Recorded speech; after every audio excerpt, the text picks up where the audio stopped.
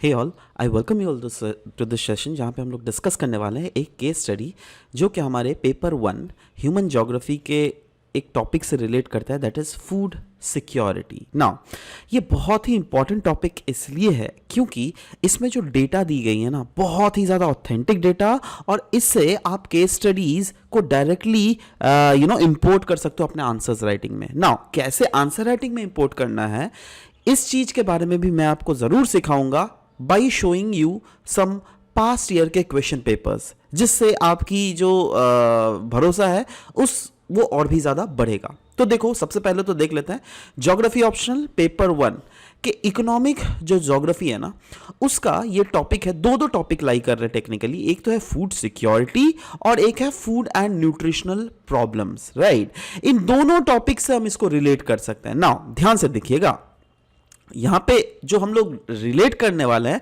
वो तीन कीवर्ड्स को हम लोग रिलेट करेंगे। एक है फूड वेस्ट, एक है फूड हंगर, और third one is food insecurity. सबसे पहले तो इसके डेफिनेशन समझते हैं, उसके बाद इस आर्टिकल को हम लोग समझेंगे दैट क्या बताया गया है इस आर्टिकल में। डेफिनेशन में बताया गया है दैट फूड वेस्ट मतलब क्या होता है, मतलब फूड जो ह्यूमन कंजम्पशन के लिए बना था बट उसको हम लोग नहीं खा रहे हैं और उसको फेंक दे रहे हैं, वो हुआ फूड वेस्ट, ठीक है। एक होता है हंगर। हंगर मतलब एक ऐसा कंडीशन होता है जहां पर आपको कोई फिजिकल या फिर फाइनेंशियल कैपेबिलिटी ही नहीं है जिससे कि आप सफिशिएंट फूड इनटेक कर सको, जिससे आप अपनी बेसिक न्यूट्रिशनल रिक्वायरमेंट्स को फुलफिल कर सको। वो फैक्टर है हंगर का, समझ रहे हो। मतलब ऐसा नहीं है मार्केट में फूड अवेलेबल नहीं है, बट आपके पास इतने पैसे नहीं है दैट आप उसको मार्केट से फूड को खरीद के अपने न्यूट्रिशनल नीड्स को पूरे कर सको। तो वो एस्पेक्ट हुआ हंगर का, ठीक है। And third one is called food insecurity. Food insecurity का मतलब क्या है, दैट अगर there is lack of regular access to enough safe and nutritious food, मतलब आपके पास पैसे हैं but the problem is that आपको सेफ और न्यूट्रिशियस फूड नहीं मिल रहा है जिससे कि आपकी बॉडी की नॉर्मल ग्रोथ या डेवलपमेंट हो सके। तो ये वाला जो कंडीशन है ना, ये है फूड इनसिक्योरिटी का। क्लियर है, ये तीनों एस्पेक्ट क्लियर हो जाना चाहिए क्योंकि इसी के एस्पेक्ट में रिसेंटली जो अभी रिपोर्ट निकला था 2024 का फूड वेस्ट इंडेक्स रिपोर्ट, जो क्या United Nations Environment Programme that is UNEP के द्वारा रिलीज किया गया है। नाउ ध्यान दीजिएगा, यहां पे बोला क्या है, हर एक वर्ड्स को फोकस कीजिएगा क्योंकि इसी आर्टिकल को मैं बहुत इलाबोरेट करके आपको विजुअलाइज वे में, डायग्रामेटिक वे में भी बतलाने वाला हूं, राइट। तो इसमें की फाइंडिंग्स यही है दैट जो house holds across all the continents, मतलब थ्रू आउट द वर्ल्ड में ये सर्वे करके फाइंड आउट किया गया है दैट जितने भी घर में लोग रहते हैं वो लोग एक दिन में 1 बिलियन मील्स को बर्बाद करते हैं। 1 मिलियन मील्स मतलब समझे, मतलब एक मील एक जन का खाना। 1 बिलियन मील्स मतलब 1 बिलियन लोगों का खाना बर्बाद होता है।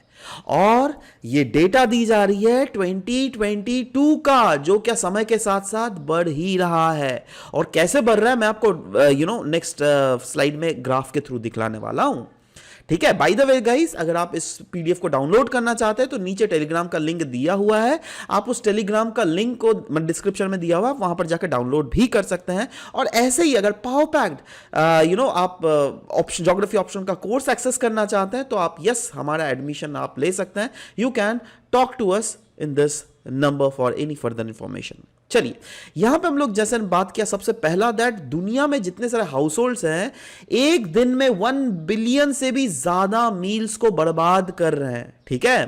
तो ये क्या हो गया, फूड वेस्ट हुआ, ठीक है। फूड वेस्ट का डेफिनेशन हम लोगों ने थोड़ा देर पहले डिस्कस किया, बट वहीं पर पता है क्या हो रहा है, हर रोज 783 मिलियन लोग are affected by hunger.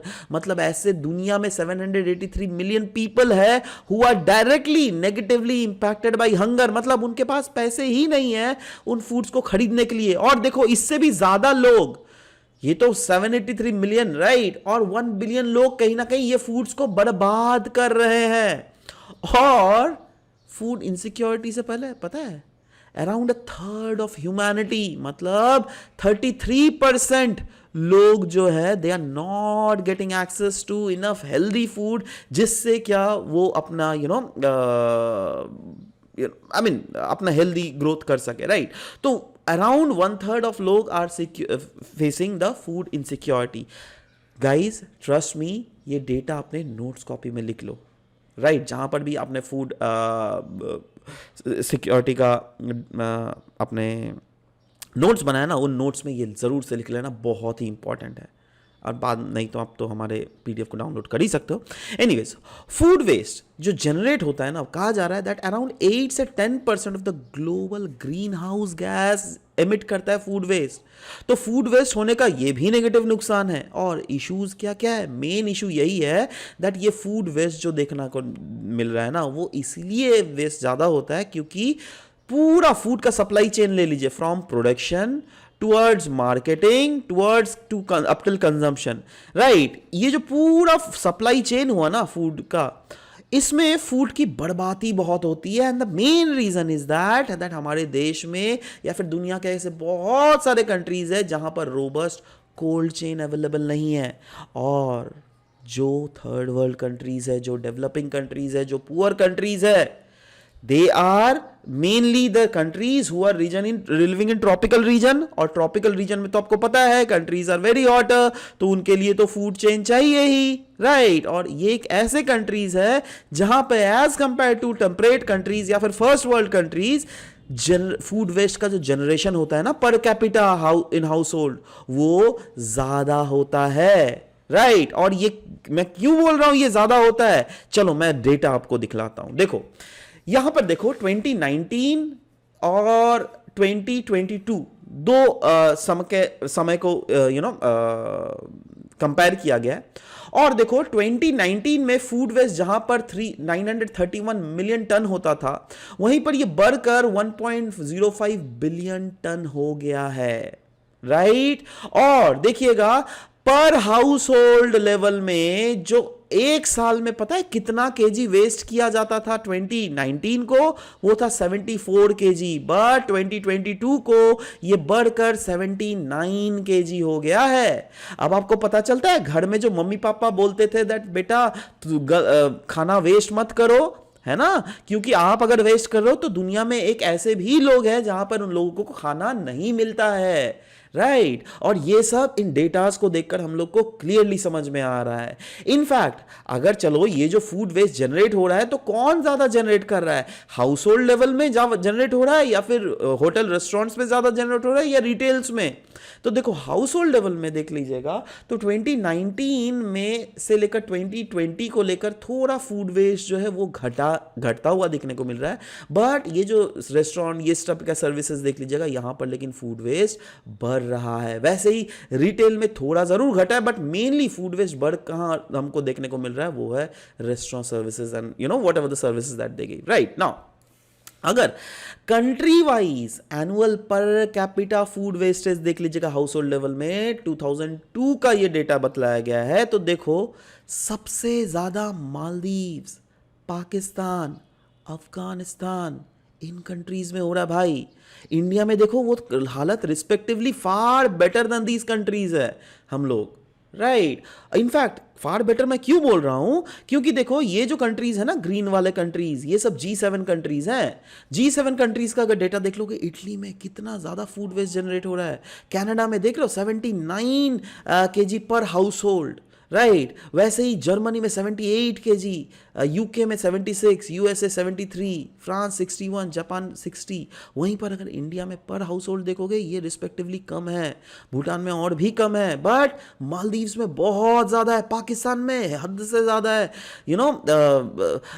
Afghanistan में भी बहुत ज़्यादा है। तो ये सब क्या डेटा शो कर रही है दैट कंट्री वाइज लेवल में अगर पर कैपिटा फूड वेस्ट देख लोगे, यस इन कंट्रीज में हमें ज़्यादा देखने को मिल रहा है। इनफैक्ट यूएनईपी का ये डेटा देख लीजिएगा, यहां पर देखो एब्सोल्यूट टर्म में दिया गया है, right. These are absolute term में चाइना में सबसे ज्यादा फूड वेस्ट जनरेट होता है, और एब्सोल्यूट टर्म्स में इंडिया में सेकंड लार्जेस्ट फूड जनरेशन होता है। बट एब्सोल्यूट टर्म तो हम लोग कंसीडर नहीं करेंगे ना, हम लोग कौन सा कंसीडर करेंगे, पर कैपिटा फूड वेस्ट, क्योंकि ये हमको रियल पिक्चर देता है। क्योंकि देखो अब एब्सोल्यूट टर्म्स में इंडिया में ज्यादा इसलिए है ना, क्योंकि इंडिया की पॉपुलेशन ज्यादा है, तो पॉपुलेशन अगर ज्यादा होगा तो फूड वेस्ट तो ज्यादा जनरेट होगा ही। बट पर कैपिटा अगर फूड वेस्ट जनरेशन होगा, वो देख लेना, वो रिस्पेक्टिवली हम लोग इस पूरे डेटा में जितने भी सारे कंट्रीज है सबसे बेस्ट इंडिया ही है ना।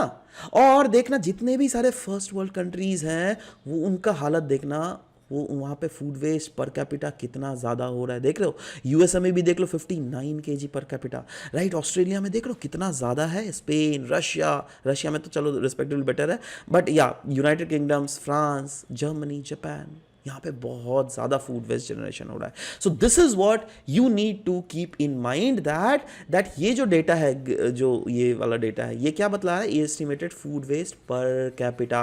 बट ये जो आपको ग्राफ जो बनाया दिया रहा है, लंबे जो बार ग्राफ दिया रहा है, ये टोटल फूड मतलब एब्सोल्यूट टर्म्स में कितना फूड वेस्ट पर टन जनरेट हो रहा है, राइट। तो एब्सोल्यूट टर्म वाला भले ही इंडिया सेकेंड लार्जेस्ट है फूड वेस्ट जनरेशन में, बट अगर पर कैपिटा डेटा देख लीजिएगा, ये सबसे सटीक डेटा हमको देखने को मिलता है, ठीक है। सो या दिस इज द कंट्री। तो ओवरऑल एक तो होता है फूड वेस्ट, जो क्या ये ब्लू वाले कंट्रीज जो है ज्यादा फूड वेस्ट करती है, मतलब जो फूड है इसके पास है बट वो खाना फेंक दिया जाता है, बर्बाद हो जाता है, राइट। बट एक है फूड लॉस, राइट, मतलब ये वहां पर हो रहा है जो क्या थर्ड वर्ल्ड कंट्रीज है, जो क्या डेवलपिंग कंट्रीज है, जो क्या रिस्पेक्टिवली डेवलपमेंटल पैरामीटर्स में पुअर है, और यहां पर क्या हो रहा है, फूड डैमेज या फिर डिस्ट्रॉय हो रहा है before the consumer can eat it. So these are the basic definition. देखो अब ये भी बाई चांस अगर फूड वेस्ट वाले क्वेश्चंस आ जाए, फूड लॉस वाले क्वेश्चंस, या फिर डिफरेंशिएट करो कहां पर फूड वेस्ट ज्यादा हो रहा है, कहां पर फूड लॉस ज्यादा हो रहा है। So yes you can clearly see, एक रफली तो आपके दिमाग में मैप घुस गया ना, कहां पर क्या क्या ज्यादा हो रहा है। और अगर इंडिया में बात करें तो यस, जैसे कि मैंने पहले ही बोला, that per capita, that is per capita मतलब पर पर्सन का अगर एवरेज देख लीजिएगा, फूड वेस्ट इज 50 kg, और वहीं पर 1/3 ऑफ ऑल द फूड जो कि इंडिया में प्रोड्यूस किया जा रहा है वो वेस्ट हो जा रहा है या फिर स्पॉइल हो जा रहा है before the time when it is being eaten. That is यहाँ पर फूड हमें लॉस ज़्यादा देखने को मिल रहा है इंडिया में, है ना। और देखो जब ये सब चीज़ें डिस्कस कर रहे हैं तो सवाल ये भी आपके दिमाग में आएगा दैट किस टाइप के क्वेश्चंस आते हैं इससे। और देखो हर एक क्वेश्चन को मैं एक एक करके डिस्कस कर रहा हूँ, अच्छे से देख लीजिएगा, प्रॉपरली दिया हुआ है किस साल में ये क्वेश्चन आया, 2009 में, 1983 में, 1990 में, 2009 अगेन देन 2011 में, देख लो। तो अलग अलग समय का क्वेश्चन है। जैसे 2009 का ही देख लीजिएगा, discuss the consequences of climate change on agriculture and food security and on the coastal zones of the world. चलो ये एस्पेक्ट भले ही हम लोगों ने नहीं पढ़ा है, बट अगेन कोस्टल जोन्स मैं अभी ओवरऑल डिस्कस कर रहा हूं, दैट जो भी हम लोगों ने क्लास में अभी जो डिस्कस किया उसके बेसिस पे क्या आप यहां पे एज एन एग्जांपल लिख सकते हो। जैसे लिखा हुआ है क्लाइमेट चेंज का फूड सिक्योरिटी के ऊपर, अभी हम लोगों ने क्या रिलेट किया, दैट जो थर्ड वर्ल्ड कंट्रीज है, जो ट्रॉपिकल कंट्रीज है, वहां पर फूड वेस्ट का जनरेशन हमें ज्यादा देखने को मिल रहा है, क्या नहीं है ना। क्यों? क्योंकि वहां पे कोल्ड चेन अवेलेबल नहीं है। और आप ये यूएनईपी का डेटा को पुट करके अपने आंसर्स को और भी चांद लगा सकते हो। वैसे ही देखो दूसरे वाले क्वेश्चन में food and nutritional problems in the world, ये तो पूरा जो हम लोगों ने अभी केस स्टडी एनालिसिस किया उस पूरे केस स्टडी को यहां पर आप पुट फोर्थ कर सकते हो, राइट।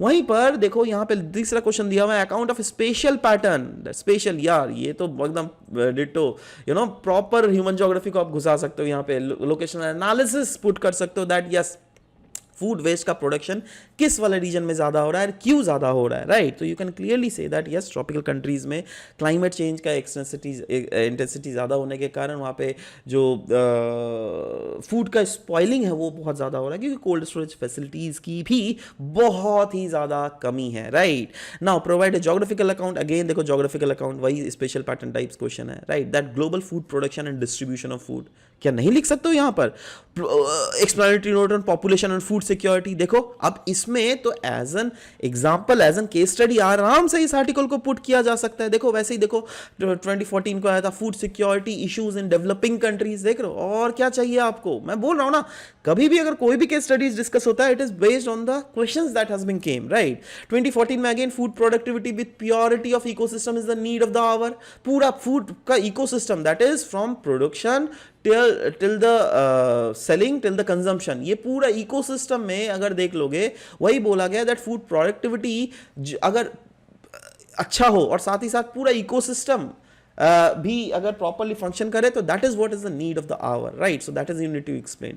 स्टंटिंग और वेस्टिंग को डिफाइन करना and more prevalent, why it is more prevalent in children in the developing countries. Again आप क्लियरली बोल सकते हो दैट यहाँ पर तो फूड की अवेलेबल फूड बहुत जगह डेवलपिंग कंट्रीज में कुछ फूड हंगर है ना, और कहीं कहीं पर तो यहाँ पे फूड इनसिक्योरिटी के भी इश्यूज हमें बहुत ज्यादा देखने को मिल रहा है। अगेन देख लेना, stunting and wasting are the major consequences of food insecurity. Yes, आप इसके एग्जाम्पल भी लिख सकते हो। अगेन देखना, फेमाइन एक सोशल फिनोमिना है जो क्या आपके कहीं ना कहीं डिटरमाइन करता है access to food by different classes and strata, right. तो यहां पे डिफरेंट क्लासेस एंड स्ट्राटा में डिफरेंट क्लासेस मतलब यहां पे अपना फर्स्ट वर्ल्ड कंट्रीज और थर्ड वर्ल्ड कंट्रीज को डिफाइन कर सकते हो। मैंने जो वो मैप दिखाया, सिंपली आप दिखा दोगे फर्स्ट वर्ल्ड कंट्रीज में जो है फूड वेस्ट बहुत ज्यादा होता है और थर्ड वर्ल्ड कंट्रीज में जो है फूड की अवेलेबिलिटी बहुत, मतलब न्यूट्रिशियस फूड्स की availability respectively per capita availability अगर देख लोगे बहुत कम है। क्यों? क्योंकि थर्ड वर्ल्ड कंट्रीज में पर कैपिटा इनकम कम है। जब इनकम ही कम है तो लोग खर्चा क्या करेंगे भाई, ठीक है। तो ये सब कुछ चीजें पुट कर करके आप अपने आंसर्स को बहुत ही अच्छे तरीके से सजा सकते हो